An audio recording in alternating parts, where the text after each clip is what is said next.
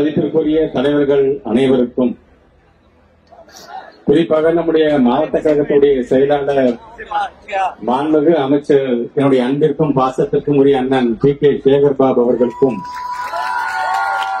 மாவட்ட கழகத்துடைய செயலாளர்கள் மாண்புமிகு அமைச்சர் அண்ணன் மாசு சிக்ஸர்ஸ், வருகை தந்திருக்கின்ற அண்ணன் மாதவரம் சுதர்சனம் அவர்கள், அதே போன்ற அண்ணன் மயிலை வேலு போன்ற ஆர்.டி. சேகர் போன்ற அனைத்து மாவட்ட கழகத்துடைய செயலாளர்களுக்கும், வருகை தந்திருக்கின்ற மாண்புமிகு தமிழ்நாட்டு முதலமைச்சருடைய இயக்கத்தினுடைய அனைத்து உடன்பிறப்புகளுக்கும் முதலினுடைய வணக்கங்களை நான் தெரிவித்துக் கொள்கின்றேன். என்னுடைய அரசியல் ஆசான் மாண்புமிகு தமிழ்நாட்டுடைய முதலமைச்சர் குறிப்பாக கடந்த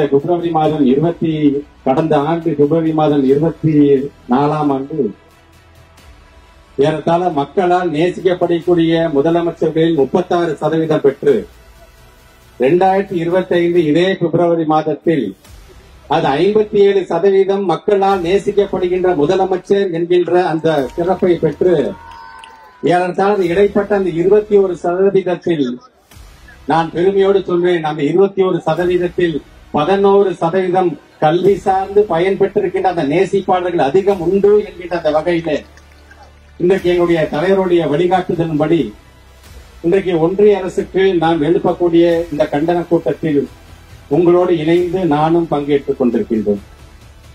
குறிப்பாக சட்டமன்றத்திலும் நாடாளுமன்றத்திலும் நமக்கான குரலாக ஒலிக்கிறார்கள் என்று சொன்னாலும், துறையினுடைய அமைச்சராக நம்முடைய மாண்புமிகு தமிழ்நாட்டு முதலமைச்சருடைய வழிகாட்டின்படி மக்களிடம் அந்த விவாதங்களை எடுத்து வைக்க வேண்டும், மக்களிடம் நீதியை கேட்க வேண்டும் என்பதற்காகத்தான் இன்றைக்கு இதற்கான நோக்க உரையை நாங்கள் ஆற்ற இங்கே வருகை தந்திருக்கின்றோம். குறிப்பாக ஒரு 2-3 நாட்களாக நடக்கிற செய்தியை தமிழ்நாடு முழுவதும் நம்ம பார்த்துட்டே இருக்கிறோம். அதுவும் குறிப்பா பார்த்தா, இன்னும் உதாரணத்தோடு சொல்லலாம், இயேசுநாதன் இறந்த பிறகு 3வது நாள் அவர் உயிர் தெழுந்தார் என்ற நம்பிக்கை உண்டு.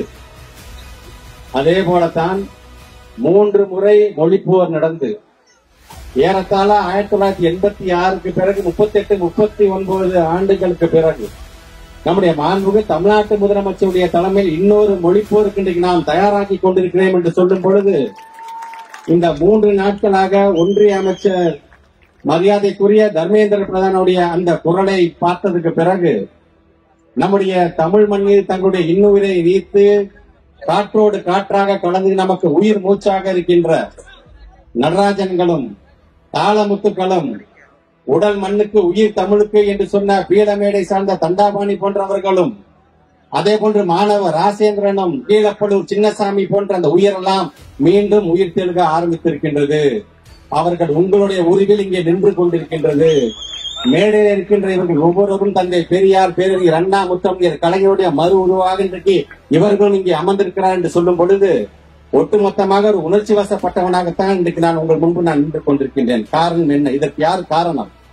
ஒரு 3 நாட்கள் பிறகு ஒன்றிய அமைச்சர் சொல்கிறார், ஏன் மும்மொழி கொடி ஏத்துக்கிட்டாதான் என்ன குறைச்ச, அதை நீ ஏத்துக்கிட்டாதான் நான் நிதி தருவேன் என்று சொல்லக்கூடிய அளவுக்கு they have to come to the terms of the constitution. என்ன சார் கான்ஸ்டிடியூஷன் சொல்லுது? கான்ஸ்டிடியூஷன் என்ன சார் சொல்லுது நமக்கு? We the people of India having solemnly resolved to constitute India into a sovereign, socialist, secular, democratic and to secure to all its citizens என்று சொல்லுகிறது. அதுல நம்முடைய அண்ணன் அம்பேத்கர் அவர்களை பொறுத்தவரைக்கும் ஜஸ்டிஸாக இருந்தாலும் சரி, லிபர்ட்டியாக இருந்தாலும் சரி, ஈக்குவாலிட்டியாக இருந்தாலும் சரி, பெட்டர்னிட்டியாக இருந்தாலும் சரி, இன்றைக்கு ஒரு மனிதன் தன்னுடைய வாழ்க்கையை வாழ வேண்டும் என்று வகை வகையாக நீங்க பிரித்து கொடுத்திருக்கிறார். பொழுது போகவில்லைன்னு உட்கார்ந்து எழுதின அரசியல் சாசனம் இல்ல சார் அது. பொழுது போதவில்லையே என்று மக்களை மனதில் வைத்து இதயத்தில் வைத்து ஒரு நாளைக்கு 18 மணி நேரம் இதற்காக செலவு செய்த அண்ணல் அம்பேத்கருடைய சாசனம். அந்த சாசனத்துல எங்க சார் மும்மொழி கொள்கையை பத்தி சொல்லுது? இட்ஸ் ரூல் ஆஃப் லா என்று சொல்லுகிறார். ரூல் எங்க சார் இருக்கு? லா எங்க சார் இருக்கு? இதை ஒத்துக்கிட்டாதான் பணம் தரணும். யாரு சார் சொன்னா? முதல்ல தேசிய கல்வி கொள்கைக்கும் நமக்கு எப்பொழுதும் வருட வருடம் வர வேண்டிய சமக சிக்ஷா அபியான் என்கிற நிதிக்கு சம்மதமே கிடையாது. ரெண்டுத்தையும் இன்னைக்கு ஒன்னா குழப்பி இதை ஒத்துக்கிட்டாதான் இதுக்கு பணம், இதை ஒத்துக்கிட்டாதான் அதுக்கு பணம். நீ சொல்றது எப்படி தெரியுமா இருக்கு?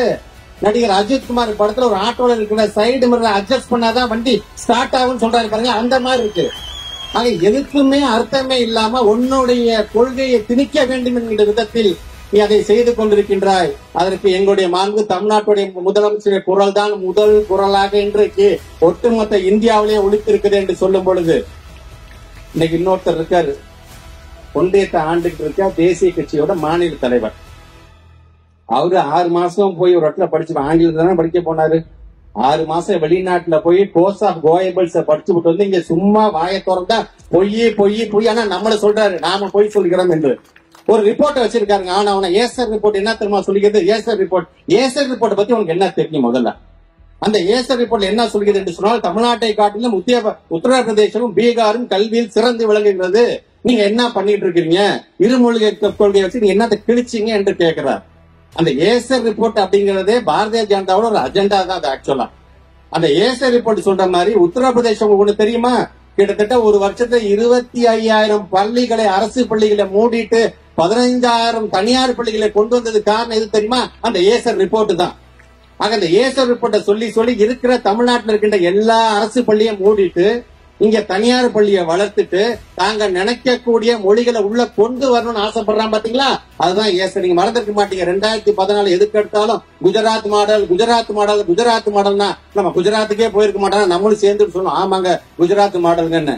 அந்த ஒரு வருஷம் ஒரு டைம் நம்ம ஏமாந்தோம். ஆனா 2019 இருந்து 2024 வரைக்கும் இருக்கின்ற அந்த தேர்தல்லாம் அவங்களை ஓட விரட்டி அடித்த மாநிலம் எதுன்னு சொன்னால் அது நம்முடைய தமிழ்நாடு தான். அவர் சொல்றாரு, அந்த மாநில தலைவர் சொல்றாரு, இங்கே ஆண்ட கட்சி, ஆளுகின்ற கட்சி, புதுசா வந்த கட்சி, கனவு காணுகின்ற கட்சி எல்லாம் ஒரு பக்கம் இருந்தாலும் பாரதிய ஜனதா நாங்கள் இந்த மும்மொழி கொடியை கொண்டு வந்தேதான் ஆவோம், நாங்கள் தனிமையாக இருந்து கொண்டு வருவோம். சார் நீங்க தனிமையெல்லாம் இல்ல சார், ஓட விரட்டி தனிமைப்படுத்தப்பட்டவர்களாக இந்த குரல் இருக்கிறது என்பதை நீங்கள் மறந்துடக்கூடாது. நீங்கள் ஆக அப்படிப்பட்ட நீங்க இந்த ரிப்போர்ட் அந்த ரிப்போர்ட் சொல்லி எங்களுடைய பிள்ளைகளை தயவுசெய்து கேவலைப்படுத்தாதீர்கள். எங்களுடைய பிள்ளைகளுக்கு பாடம் சொல்லி தருகின்ற எங்களுடைய பெருமதிப்பிற்குரிய ஆசிரியர் பெருமக்களை கேவலப்படுத்தாதீங்க. எங்களுடைய சிஸ்டத்துக்கு இன்டர்னல் அசஸ்மெண்ட் நாங்க பாக்குறோம், ஸ்டாச்சுட்டரி பாடி மூலமா நாங்க சர்வே பண்றோம், தேர்ட் பார்ட்டி மூலமா நாங்க சர்வே பண்றோம். நீங்க தான் சார் அங்கொண்டு இங்கொண்டுமா பண்றீங்க? எங்களுடைய ஸ்டேட் பிளானிங் கமிஷன் ஒட்டுமொத்தம் 10 லட்சம் பிள்ளைய நாங்க டெஸ்ட் பண்றோம் சார். நாங்க உங்களுக்கு ரிப்போர்ட் தரோம் சார். நாங்க ஆக இப்படி இன்றைக்கு எங்களை ஏமாற்றக்கூடிய அந்த பணியை நீங்கள் செய்து கொண்டு இந்த 2151 கோடி ரூபாய் இன்னைக்கு நம்முடைய மாண்பு துணை முதலமைச்சர் என்ன சொல்ற, நாம ₹1 கொடுத்தா 29 பைசா தரான், 29 பைசா தரான்னு சொல்றாங்க. இன்னைக்கு அதுவும் நமக்கு கிடையாது. இதெல்லாம் உங்க அப்பா வீட்டு பணமான்னு கேட்டதுக்கு பொத்துக்கிட்டு வந்துச்சு உங்களுக்கு அந்த கோபம். இன்றைக்கு நாங்க கேட்கிறோம், இது உங்களோட அப்பா வீட்டு பணமா? எங்களுடைய 2151 கூட தயவு செய்து எங்களுடைய பணம் கொடுங்க. கிட்டத்தட்ட 43 லட்சம் பிள்ளைகளுடைய எதிர்காலம் இருக்கின்றது. அதுல தலையில கைய வைக்காதீங்க, அவங்க வயிற்றுல அடிக்காதீங்க என்றுதான் நான் கேட்டுக்கொள்ள விரும்புகிறேன். ஆக ஒன்றிய அரசுக்கு நாங்கள் வைக்கின்ற ஒரு மிகப்பெரிய ஒரு எச்சரிக்கையாக, ஒரு கண்டனமாக நம்முடைய மாண்பு தமிழ்நாட்டு முதலமைச்சர் தொடர்ந்து அதற்கான பணிகளை செஞ்சுட்டு இருக்காரு. இப்ப புதுசா ஒரு லெட்டர் ஒண்ணு வச்சுக்கிறாங்க. சார் நீங்க தான் ஒத்துக்கிட்டீங்களே சார், ஒத்துக்கிட்டதுக்கு அப்புறம் இல்லைன்னு சொன்னா எப்படி சார் நியாயங்கிறாங்க? அந்த லெட்டர்ல ரொம்ப அழகாக சொல்லியிருக்காங்க. இந்த எம்ஓயூ பத்தி சொல்லும் பொழுது நம்மளுடைய தலைமை செயலாளர் ஒரு லெட்டர் எழுதுறாரு. என்ன சொல்றாருன்னா, இந்த எம்ஓயூ பத்தி எல்லாம் சொல்லிட்டு, in this regard a state level committee headed by school education secretary has been constituted based on the recommendation of the committee. இது எல்லாமே மறக்கிறாங்க. based on the recommendation of the committee. எங்க கமிட்டி என்ன ஒத்துக்குதோ அது ஒத்துக்கிட்டா நான் கையெழுத்து போறேன்னு தான் நாங்க சொல்லி இருக்கோம். டாக்டர் உங்களை கூப்பிட்டு உடனடியாக உனக்கு ஆபரேஷன் பண்ணணும்னு சொன்னா நீங்க என்ன பண்ணுவீங்க? சார் எனக்குன்னு ஒரு ஃபேமிலி டாக்டர் இருக்காரு, என்னோட ஃபேமிலி ஹிஸ்டரி தெரிஞ்சு, என் ஹெல்த் ஹிஸ்டரி தெரிஞ்ச அந்த டாக்டர் நான் செகண்ட் ஒப்பீனியன் வாங்கிட்டு நான் முடிவு பண்ணிக்கிறேன் தான் சொல்லுவோம் இல்லையா? அந்த மாதிரியான கருத்தை பிரித்து எழுதி, அது பத்திரிகை ஊடகத்துறை சார்ந்த நான் பதில் சொல்லணுமே இன்னும் அதை பெருசுபடுத்துறீங்க. ரொம்ப சந்தோஷம், உங்களுக்கு சேர்த்தே சொல்றேன். அதே தர்மேந்திர பிரதான் அவர் லெட்டர்ல எழுதுறாரு, I was surprised to see that the state responded with a modified MOU wide letter dated wherein key paragraph referring to the implementation of NEP 2020 in entirety has been dropped. ஒண்ணு இல்ல, அவங்க MOU நமக்கு அனுப்பிச்சுடுறாங்க.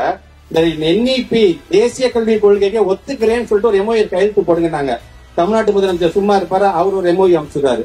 அந்த பேராகிராஃபே எடுத்துட்டாரு. NEP 20 நான் கையெழுத்து போட தூக்கி எறிஞ்சிட்டு இப்ப நான் ஒத்துக்கிறேன் நீ ஒத்துக்கிறியாங்கும் போது அவர் சொல்றாரு, தர்மேந்திர பிரதான் எப்படிங்க நாங்க ஒரு MOU அனுப்பிச்சுட்டா நீங்க ஒரு MOU கொடுக்குறீங்களே, நீங்க ஒரு விதமான MOU கொடுக்குறீங்கன்னு சொன்னா அதுக்கு பேர் தாங்க கன்கரண்ட் லிஸ்ட், அதுக்கு பேர் தாங்க ஒத்திசைவு. ஒத்திசைவுனா நான் நீ உட்கார்ந்து பேசி உனக்கு சரி வருமா இது சரி வராதான்னு பேசிய பிறகு முடிவெடுக்க வேண்டியது பேரு தான் கன்கரண்ட் லிஸ்ட். ஆனா உனக்கு கன்கரண்ட் லிஸ்ட்னால என்னன்னு தெரியல, ஒத்திசைவுனா என்னன்னு தெரியல, எல்லாத்தையும் மூடி மறைக்கிற சீக்ரெட் லிஸ்டாக நீ வச்சுக்கிட்டு இருக்கிற. அதனாலதான் நீ எங்களை ஏமாத்த பாக்குற. நீ இந்தியால எங்க வேணா யார வேணா ஏமாத்தலாம், இங்க எங்களுடைய முத்துவேல் கருணாநிதி ஸ்டாலினை ஏமாத்துறது ஒருத்தன் பிறந்துதாயா வரணும் என்பது சொல்ற மாதிரியான எம்ஓஏ அன்னைக்கு நம்முடைய தமிழ்நாட்டுடைய முதலமைச்சர் அனுப்பி வைத்திருக்கிறார். அதில் தர்மேந்திர பிரதான் அவர்களே, நான் உங்களுடைய மிக பணியோடு நான் கேட்கிறேன். நான் 2 முறை உங்களை தேடி வந்து நான் பார்த்தேன், உங்களுடைய வீட்டிலேயே வந்து பார்த்தேன். நாடாளுமன்றத்தை எல்லா எம்பிஸையும் அழைச்சிட்டு நாங்க ரெக்வஸ்டே பண்ணணும். அப்ப நீங்க என்ன சொன்னீங்க, ஏங்க மும்மொழி கொள்கை எடுத்துக்கிட்டாதான் என்னங்க, ஏங்க இவ்வளவு பிடிவாதம் பிடிக்கிறீங்க என்று சொன்னீர்கள். எங்களுடைய ஸ்டேட் சென்டிமெண்ட்ஸ் பத்தி எங்களுக்கு தெரியுங்க. ஒட்டுமொத்த உலகத்திலே ஒரு மொழிக்காக தங்களுடைய உயிரை நீத்த ஒரே மாநிலம் இது என்று சொன்னால் அது தமிழ்நாடு தாங்க நாங்க எடுத்து சொல்றோம். ஆனா நீங்க உங்களுடைய எஜமானது என்ன சொல்றாங்களோ அததான் நீங்க கேட்டுருக்கீங்க. Let me be very crystal clear. We reject NEP 2020. We reject PM Street School. We reject Hindi imposition என்பதை நான் நான் தைரியமாக சொல்றேன். இங்க வருகை தந்திருக்கின்ற பத்திரிகை துறை ஊடகத்தில் சார்ந்திருக்க நண்பர்களே, Tamil Nadu will never bow to the central government hegemony. And again I'm telling, our education, our identity, and what are the things, our language, what are things that we are here following, we definitely will stand for. And this defiation and uncompromisingly will stand for the Dravidian land.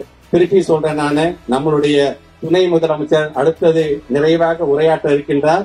அவர் பேசினார்னா உங்களுக்கே தெரியும், நீட்டு என்று வரும்போது அவர் எழுப்புதல் காரணமாக இன்றைக்கு ஒன்றிய அரசு பல நேரத்துல நம்ம கிட்ட பதில் சொல்லக்கூடதுக்கு தயங்கிட்டு அந்த பக்கம் திரும்பிக்கிட்டு போகக்கூடிய ஒரு சூழ்நிலை இருந்தது.